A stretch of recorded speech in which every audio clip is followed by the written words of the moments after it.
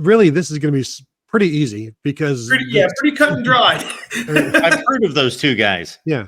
Just go watch a show from last year. But yeah, I mean, Jack Sawyer, JT Tuimoloau.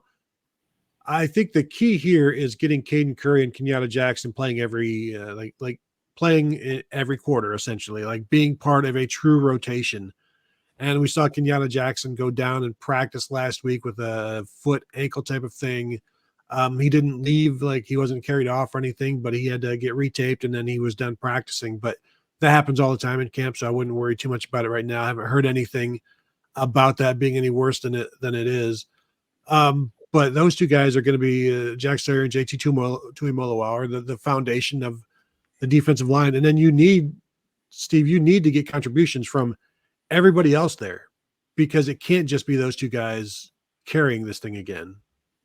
Yeah, I agree 100%. Kenyatta Jackson, to me, has got star potential written all over him. I mean, he looks like coming out of Central Casting. He's a National Football League defensive end, with that huge frame and, long wingspan and everything else. And I know I'm keeping track of Jim Knowles does the Silver Bullet of the Day. And I believe Kenyatta has now won it at least once or twice here in the early stretch. She picks out a defensive player from practice every day and makes a point to put on social media that this was our best defensive player of the day. And you can generally figure out who's going to play on defense just by who is being selected. And Kenyatta Jackson was certainly I think he's done it twice now through the first 11 days. Jermaine Matthews, if you remember, Tony, one last week ago Sunday, had the pick six and a sack in a span of about 5 plays. And lo and behold, when the winner for day 4 came out, it was Jermaine Matthews. So it's not hard on a given day to go to practice and see who's going to win that award. Usually it's the guy whose name gets called. They, honest to goodness, have a PA guy. One of the program assistants will tell you what happens pretty much on every play. So we don't even need to go to practice, Tony. We could stand outside and just chart who gets announced, sack Jack Sawyer, is what you'll hear. And, you'll, in this instance, you hear that a lot. So same with Kenyatta.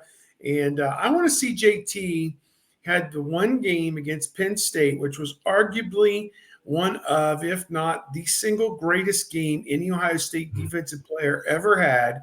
I mean, you could say Chris Spielman had 29 tackles against Michigan in a game that they lost in 1986, and Jamie Morris ran for 200 yards that day. But we can argue all that till the end of time. But get off the field. Yeah, JT Tuimoloau in a win, that's a way to put it, had as good and he had his fingerprints on the victory. I mean, it was like in the AP story of the game, the first words in the story were JT Tuimoloau, kind of like that game they had at Michigan State, and it was the punter.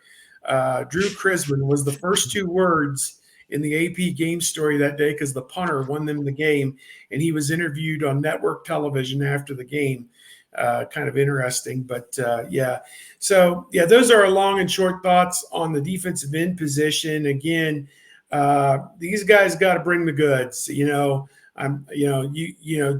Don't tell me about the pain. Show me the baby, guys. It's the moving sidewalk is ending. Do you want to be a first-round player? Look down. The one anecdote about Drew Chrisman in that game, he was also brought to the post-game interview with all of us, and he's like, I didn't even realize this stuff happened. Like, he had no clue that there was like a post-game room, post-game interviews. I wondered where those guys went. Where were they going? Yeah. So yes, that was a fantastic. We always have to wait for them on the bus. Everybody else is ready to go, and those guys are the last ones to take their shower. What's going on? It's like when Dorothy steps out of black and white and into colors. Like, what in the world? Moving to defensive tackle, then obviously Tyleik Williams, Ty Hamilton started 7 of their games last year, splitting time with Mike Hall. So you essentially have 2 starters returning. And I agree with the backups here. Caden McDonald, Hero Canoe. Those 2 guys have been the two guys basically have been with the ones and the twos throughout camp when one of those guys is sitting. Hero Canoe has been the 3 tech behind Tyleek Williams, Caden McDonald, the nose tackle behind Ty Hamilton, but all of those guys can play both positions. Larry Johnson wants them to be able to do that. I think it's key to find somebody else, a 5th and a 6th. Now, Larry Johnson was effusive in his praise of Jason Moore back in the spring, and he's been mostly with the 3s at this point. Can he get up into there? Do they even need do they need more than 4? Because, Steve, they're going to play defensive ends inside as well with the Rushman package. There'll be times where JT Tuimoloau or Jack Sawyer or Caden Curry are playing inside, which eliminates the need for a defensive tackle in there. So I think they want more. I'm not sure how readily available a 5th tackle is going to be, whether, Jason Moore, Will Smith Jr., who we didn't get to see last year, Taiwan Malone. I'm not sure if that's happening this year. Wouldn't expect anything from Eric Mensah, the true freshman. So the 4 here I like, but also Caden McDonald and Hero Canoe have not really done much yet. There's excitement about them.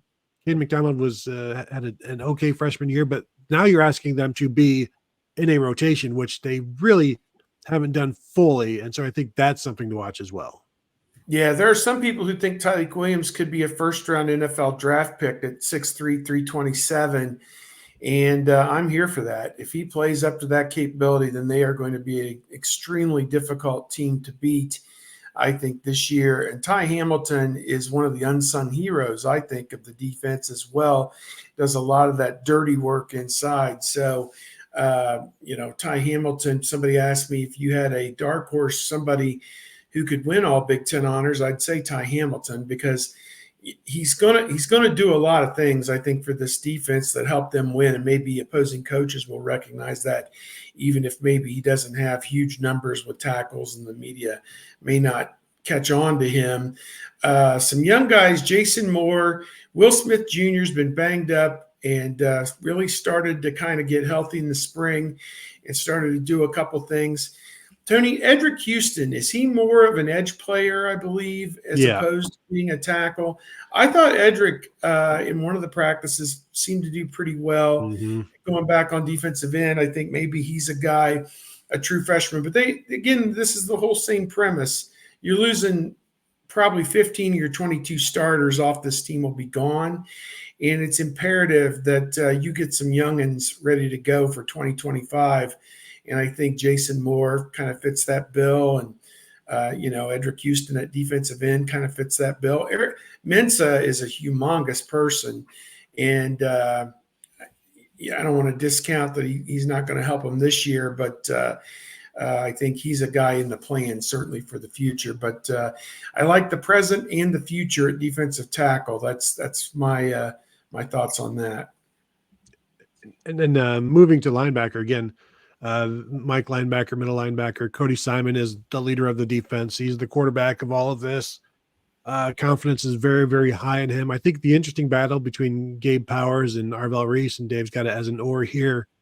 I think that or has it wasn't there before camp, but I think it's starting to appear.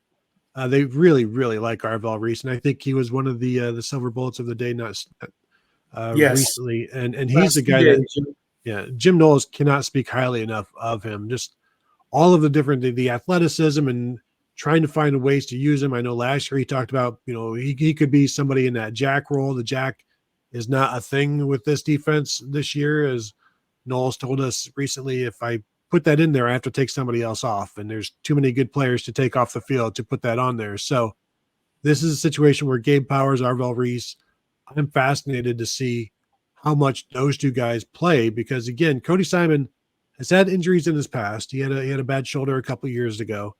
It's kind of like the backup quarterback. You want to get the backup quarterback of your defense reps as well, in case something happens. And I think they do need to figure out exactly who the backup is. I think right now I'd still give the edge to Gabe Powers, but it's been interesting to watch Arvell Reese come on and earn some praise from his coaches. Yep. Peyton Pierce just lost his black stripe too. So although he may factor more at the outside linebacker spot. But he's another guy that I've heard nothing but good things about his work in preseason camp. So maybe special teams. Certainly Arvell Reese will be on special teams. He kind of got dinged up, I think, on special teams last year that kind of put a damper on his season. Yeah, I don't know what to say about that. Tony, do you think there's any chance that they play Sonny Styles and CJ Hicks together with one of them as the middle linebacker and take Cody Simon? Kind of the same premise as I mentioned on the offensive line, that those are your three best linebackers, and you will simply rotate them between the two spots.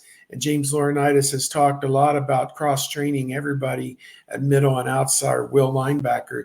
Do you think that's a possibility, or what do you think, I suppose? Well, and that's what I'm wondering with those two, because when you play Will at Ohio State, you can also play Mike. Like there's some cross-training there. They want it to be interchangeable. But Sonny Styles coming from safety to Will linebacker, do you want to give him that much to do? And CJ Hicks still trying to get the Will linebacker position down and be the kind of read and react guy. Is he somebody that can even do the middle linebacker stuff? But also, it's easy to imagine them together on a passing down type of thing with their athleticism, their ability to cover ground.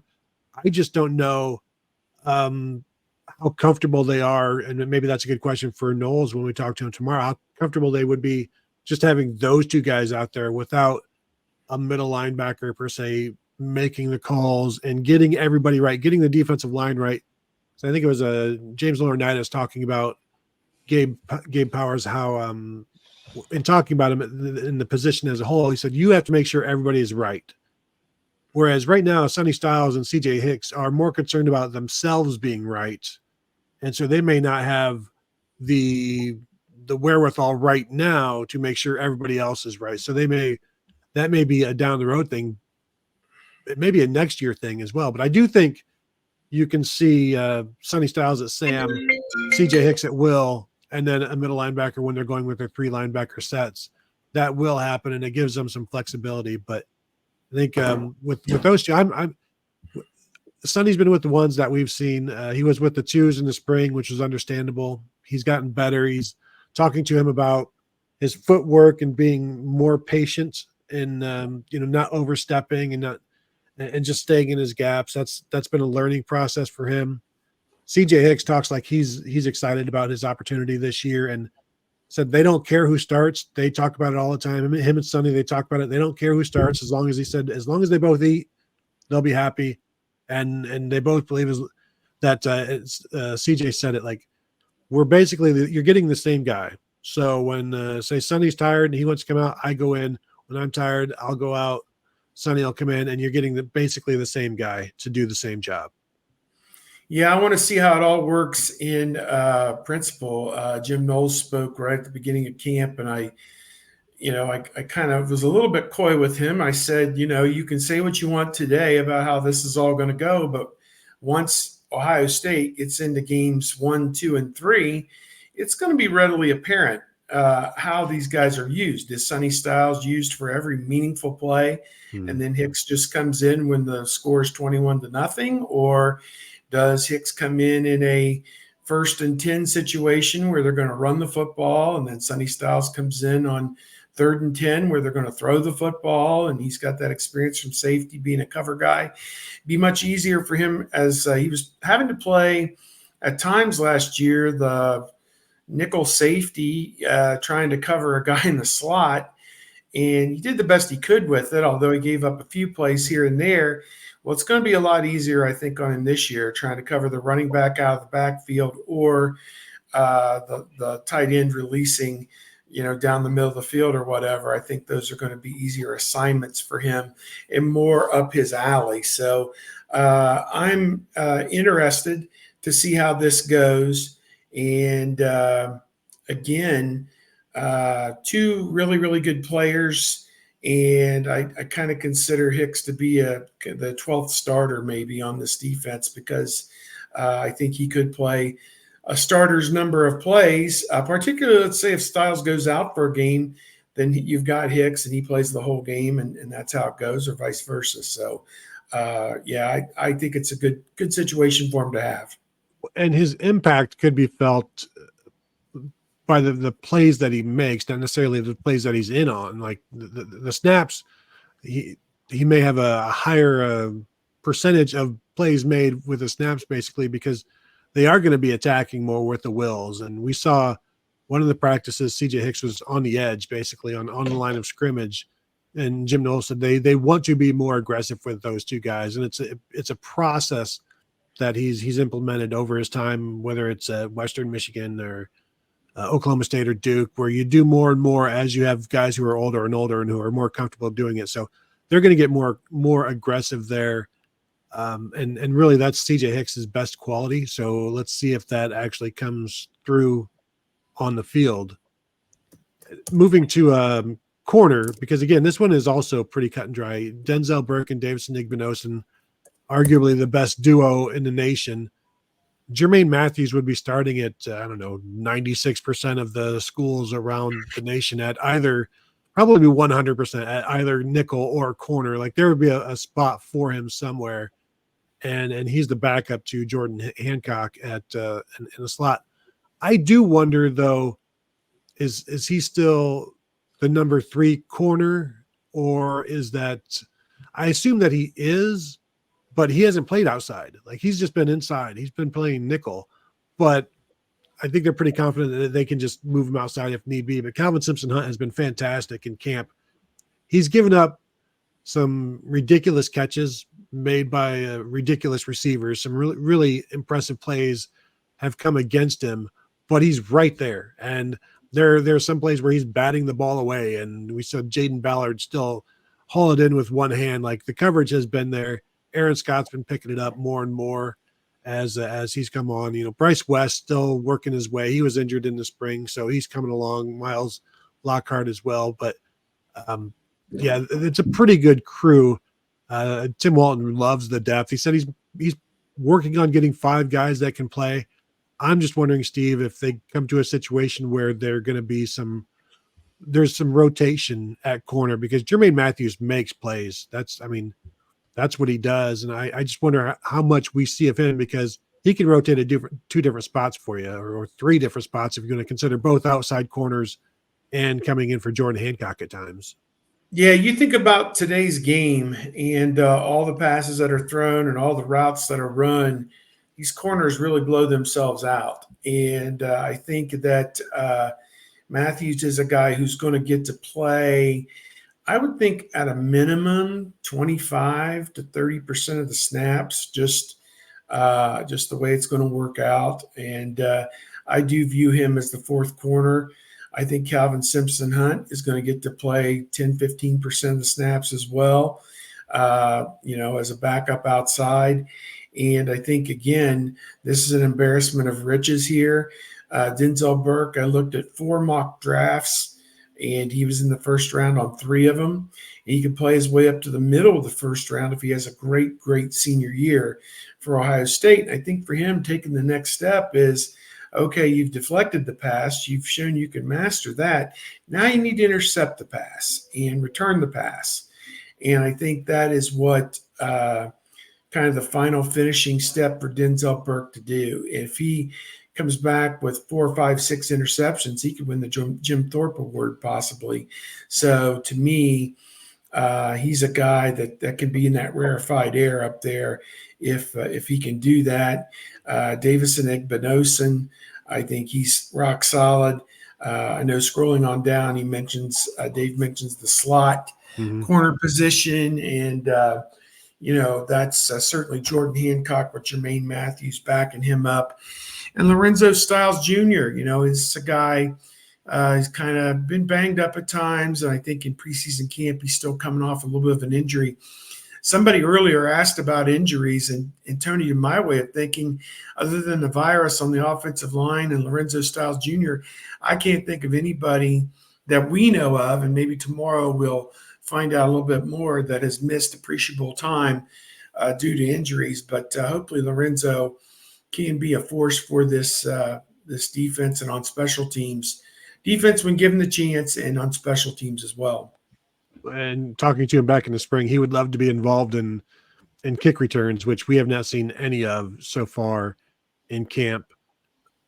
Moving to safety, my biggest question here is Jalen McClain and whether or not he will be able to move Malik Hartford to strong safety and Jalen McClain is the backup behind Caleb Downs, or if they're comfortable having Malik Hartford be the backup for both Downs and Ransom, so should somebody go down. But when they want to play multiple guys or when they want to play the backups, where do they fit in? Now, Jalen McClain has been mostly with the threes, but Steve, you mentioned the PA announcer. I was getting ready for interviews one day, and I heard the Jalen McClain interception. That was the day he got his black stripe removed as well. Like, so he's one of the earliest guys to get the black stripe removed in this class. He was fantastic in the spring, but we've seen Malik Hartford and Jaden Bonsu with the twos throughout most of camp. And again, we haven't been there in almost a week now, so maybe there's something changed, or maybe Jalen McClain has been able to work his way in there. But again, the starting duo is arguably the best in the nation. Malik Hartford would be a comfortable starter this year if one of Downs or Ransom hadn't, decided to be a Buckeye or stay a Buckeye, and they'd feel pretty good about that. Jaden Bonsu had a strong spring, played a bunch because Lathan Ransom was out, so that helped. So I think it's a pretty good crew. I just have a question about Jalen McClain and where he fits in, and could he move Malik Hartford over to strong safety? Yeah, Downs was the SEC Freshman of the Year, as Dave lists here, and led Alabama in tackles as a true freshman, helped lead that team SEC championship college football playoff. So he's accomplished. He's been there. He's done that. And certainly that cliche stands for Lathan Ransom. Been there, done that. Been through so many injury issues in his career. And, I think he's a possibility to be the Block O jersey guy. I did a story about that as well on our site. I gave 10 seniors kind of a run at that Block O jersey. I left out Cody Simon. So really, there could be 11 of them that could be in consideration for that. But certainly Ransom is a guy that's been through the ringer. Hartford, I look at this as he's the number 3 safety, and then probably, as you say, Bonsu, and then McClain. And McClain is a comer, no doubt about it. Dog going to bite you, he's going to bite you as a pup. And as our friend Coop would have said. So they're not saying boo, they're saying Coop. I think. Sometimes they were saying boo. But at any rate, Jalen McClain, to me, is a guy maybe as early next year that's going to be in the mix. I mean, you hope and you believe that Downs will return for a third year in college at Ohio State next year without another transfer. But you never know in this day and age. But he'd be the backbone of the defense, certainly coming back next year. Downs would, and a potential All-American this year. So we'll see how it all shakes out. Mark, would you like to have anything to say? Yeah, we kind of excluded you from your own show for the last 30 minute. You were able that's quite all right. This able is to where pay your bills and able to, catch up on your emails. And none of that. No, I was locked in on this because this is where, after I know the names, the positions, the stats, and I can recall about 3 or 4 plays from most of these guys. But this is where I can then, after I start watching week 1, I'm like, well, that's right. Tony said to look out for that. Oh, that's right. Steve said that. I didn't know that before. No, this is where it all comes back. So this was awesome. I love the breakdown on the positions, because that is, I hope everybody took that in, because that was great stuff to go in depth on each position, because absolutely, I can only know so much. And when you guys supply that kind of background, then it makes these games so much more enjoyable to watch. And I know so much more than just reading magazines.